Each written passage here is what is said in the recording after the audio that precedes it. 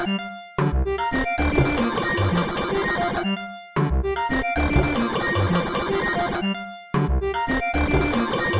this orchestra class, when we joined forces, we were all going through puberty, raging hormones inside of us, getting facial hair, voice fluctuation, and a strong yearning for female company.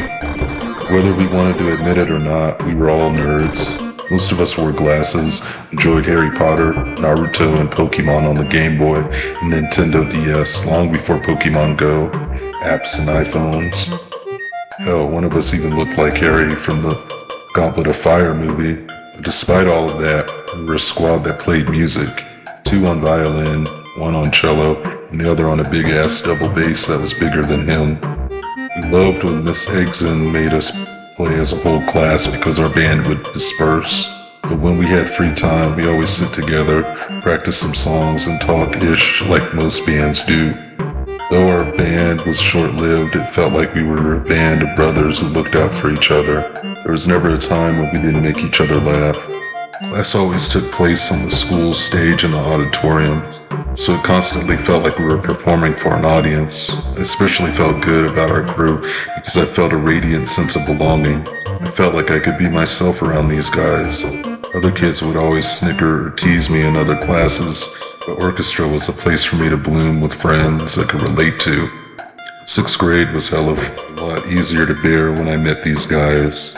For a time, I think they felt the same way. Peter, you were a 7th grader, and I felt like I gained some knowledge and wisdom from you. You were a writer like me, always working on your novel, and I eagerly awaited to read sections of it, but I felt like I had to compete with you too. If I didn't, you'd outright me, and I wasn't having that. Things weren't the same when you transitioned to high school and eventually moved out of my life without a trace. You were the glue that melded us all together. Pedro, we were close in all of our classes. He always made me laugh and kept me company after my mom or dad dropped me off in the morning. But you were obsessed with girls. I couldn't stop chasing them. Then one day you flipped on me like a coin, and I saw a side of you I never had seen before. You told me I would slow you down and get in your way. I couldn't believe my ears. Then you wanted to bet me at the end of 7th grade to get a girlfriend during the summer where you'd call me gay with the F. Never saw you again after that day. Guess your hyper butt moved away. You'd rather hurt me than say goodbye. Ain't that some BS? Justin, you were the only one to stay with me in all 3 years of middle school. Orchestra was real lonely when you weren't there to play bass in 8th grade. We did have language arts together with various characters too odd to mention in this poem. I remember trusting in you to tell this girl I had a crush on that I liked her. Should have done it myself, but you did me a solid and told me she didn't share the same feelings for me.